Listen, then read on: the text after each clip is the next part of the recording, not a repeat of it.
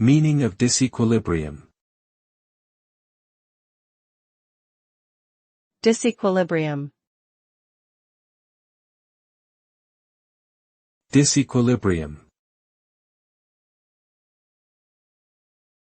Disequilibrium. Disequilibrium.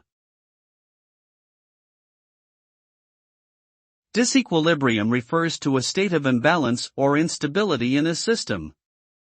It can occur in various contexts, such as economics, psychology, and biology.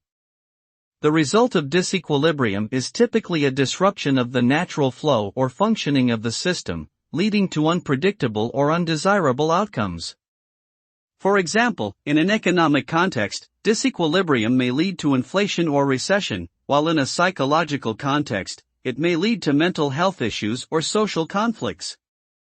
Overall, disequilibrium represents a deviation from the norm and often requires corrective action to restore balance.